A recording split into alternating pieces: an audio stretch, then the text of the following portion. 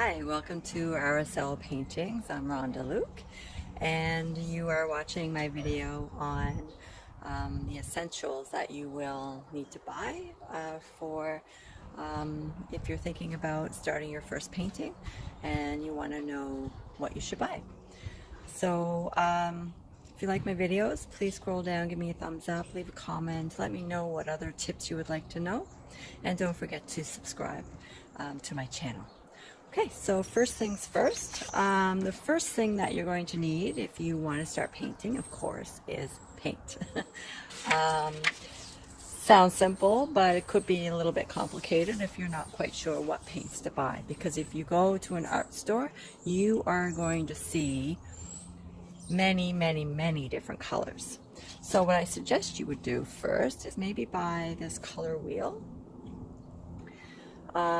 It's really great for beginners, and yeah, even I still use it, actually, and refer to it as well.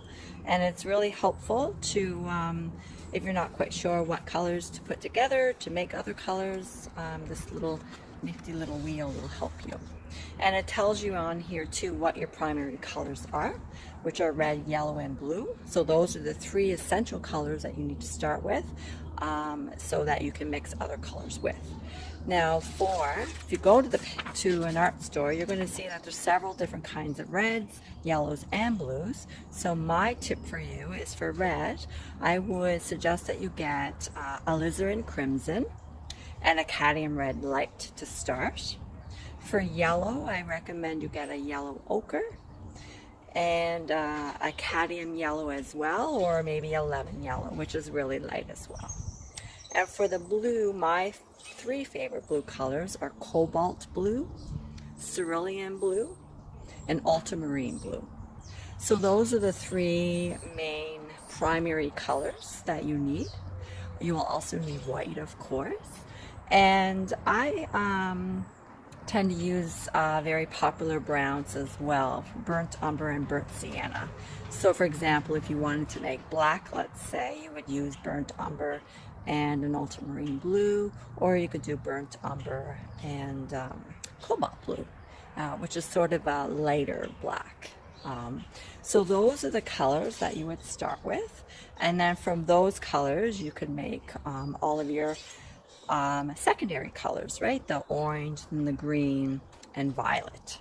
So that nifty little wheel will help you. And then of course just play around, because different shades of yellows are going to give you a different shade of, green that you're trying to make. Okay, so you just need to practice and have fun with it. So my next on my list is, of course, brushes.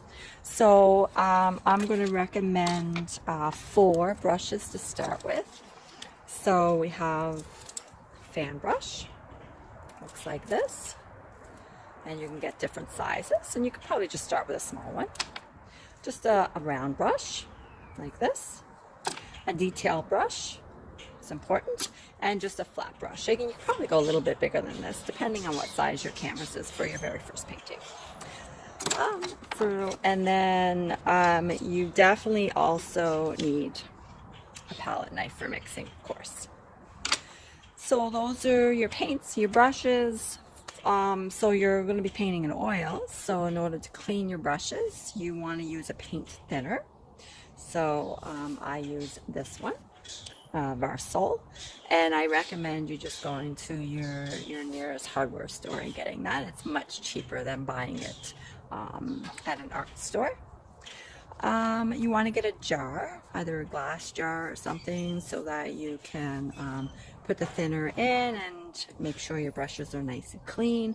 Once you clean your brushes with the paint thinner, you want to use a mild soap and just make sure that you got them nice and clean after that.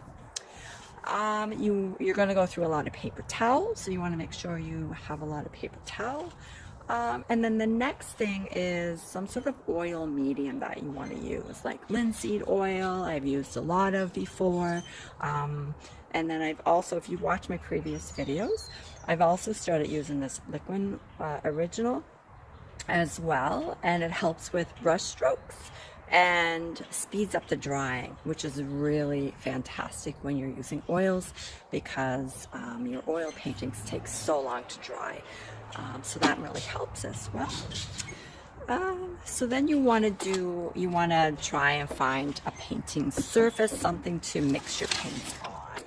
And I just used this here, if you can see this. It's just a wooden board. And then I use wax paper to go over the top of it. That way when I'm done, I just take the wax paper off and I can throw it out. And it just saves a lot of headache trying to clean off the boards and stuff. So no one really wants to do that. Then of course you need a canvas board, something to paint on. You can just use your flat canvas boards, which are pretty inexpensive for starting out, or you can do your wrapped canvas, which are actually a lot nicer to paint on. So it's really up to you. And then I guess the last tip is just considering a place or space in your house that you want to paint. You are using oils, paint thinners, so you want to make sure that it is somewhat ventilated. And that you've got an area where you can set up and you don't always have to put stuff away. Sometimes a tabletop easel helps with painting, depends on what you're doing. I do both. I use tabletop easel as well as just placing my board down on a table. So it just, whatever is easiest and helpful for you. So those are my tips to get started. Happy shopping. If you have any questions, please leave me a comment. And I'm just enjoying this beautiful sunshine today. It's an amazing, chilly but sunny spring day. So again, I'm RSL from RSL Paintings, and don't forget to subscribe to my channel. All right, cheers.